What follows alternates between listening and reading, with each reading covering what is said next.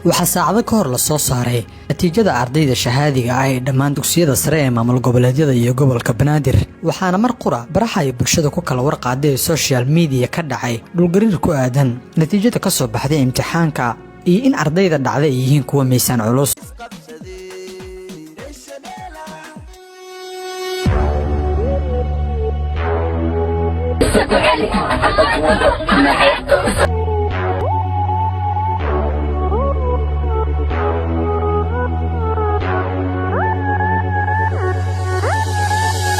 waalidiinta qaar ayaa naxsan haatan halkee ay wax ka qaldan yihiin waxaa jira musuqmaasuq ku aadan natiijada ardayda ma fanaanka la yiraahdo Sharma Boy ay dawladda iyo waalidiintu ku eedeynayaan in ardayda intaas leeg ay ka dhacaan imtixaanka dawladda maxaa ka jira in maxkamad la soo saari doono Sharma Boy TikTok miyaa saameyn badan ku leh natiijada soo baxday muxuu yahay muuqaalka saameynta badan dhaliyay ee daqiiqadihii la soo dhaafay ruuxay baraha xiriirka bulshada dhinaca internetka qaas ahaan Facebook imise arday ayaa imtixaankaasi ka dhacday wiilal iyo gabdhaba warbixintan ayaan idinkugu soo gudbin doonaa sir ku saabsan natiijada imtixaankii la soo saaray saacado yar ka hor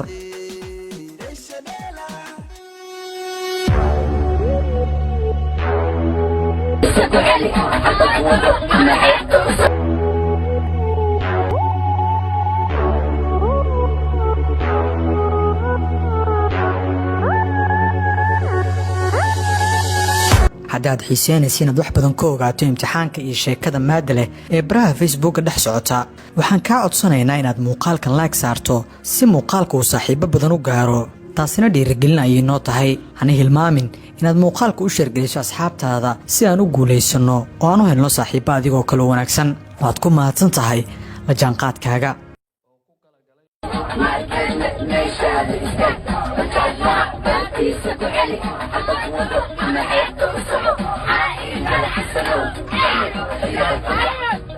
waxaa saacado yar ka hor la soo saaray natiijada ardayda ka qalin jabinaysay dugsiyada sare guud ahaan maamul goboleedyada iyo gobolka Banaadir waxaana jirtay sanadkan guux badan oo ku aadan in si hubantii natiijada loo sixi doono oo ardayda qaar laga yaabo inay imtixaanka ka dhacaan sababtoo inaysan ahayn arday aan waxbarashadu soo jeedin aan dib ugu laabano maalmo ka hor waxaa soo baxay sidoo kale natiijada ardayda ka qalin bedelanaysa dugsiga dhexe una gudbaysa dugsiga sare arday badan ayaana dhacday laakiin markani waa kuwa dugsiyada sare oo waalidiintu ay aad uga baqanayeen in ardaydoodu ay imtixaanka ka dhacaan gobolada qaar ayaa ceeboobay xitaa aan dhaho gobolka Banaadir ayaa ka mid ah goobaha ceebaysan natiijo ahaan dadka qaar ayaa isweydiinaya Muqdisho iyo gobolada qaar maxaa qabsaday isticmaalida barta ay dhalinyaradu aadku ugu badan yihiin TikTok iyo heesaha Sharma Boy miyaa saameyn badan ku yeeshay helidda natiijada liidata dadka qaar ayaa ku kaftamaya in gado oo kaalinta koobaad xiratay aan laga xiiseynin barta TikTok ama dhammaan ardayda guulaysatay aysan aqoonin sida loo isticmaalo bartan TikTok oo ah barnaamij ay dhalinyaradu aad ugu daadsan yihiin kuwani waa wiilal taageera Sharma Boy kana soo muuqda heesta ruuxday bilihii la soo dhaafay barta TikTok heestiisa Desha Dela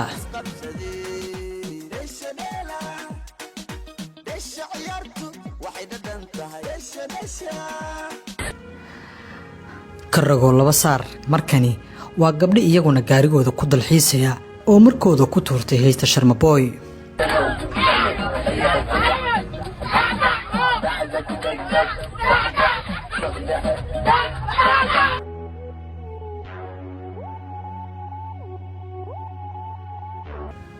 kani ayaa noqday muuqaal la yaab leh oo tan iyo markii natiijada la soo saaray aad loo hadalhayay waxaan ciwaanku ugu badan u noqday macallinkooda ayaa Sharma Boy ma ahan midkii iskuulka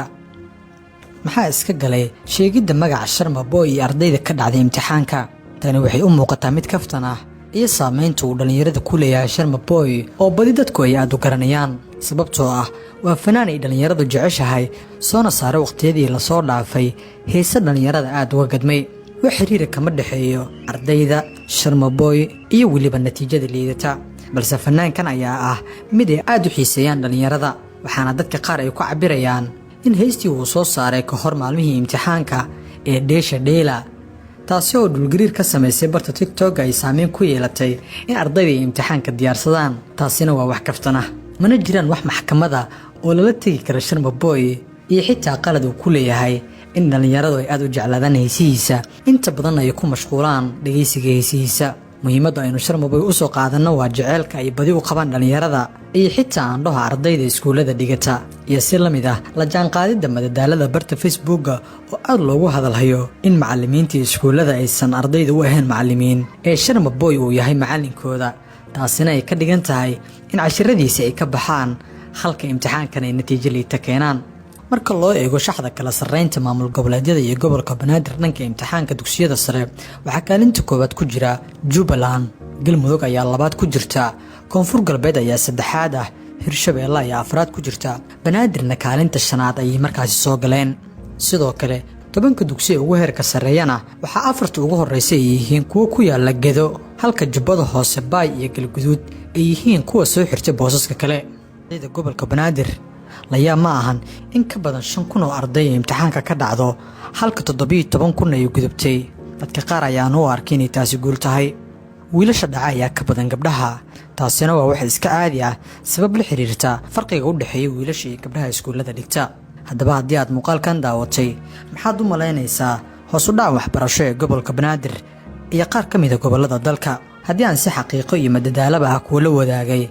hadalhaynta barta Facebook ee ku saleysan imtixaanka dugsiyada sare ee maamul goboleedyada iyo gobolka Banaadir like sar muuqaalkan una share gareey asxaabtaada magacaygu waa Shaafici Maxamuud Nuur Shaafiino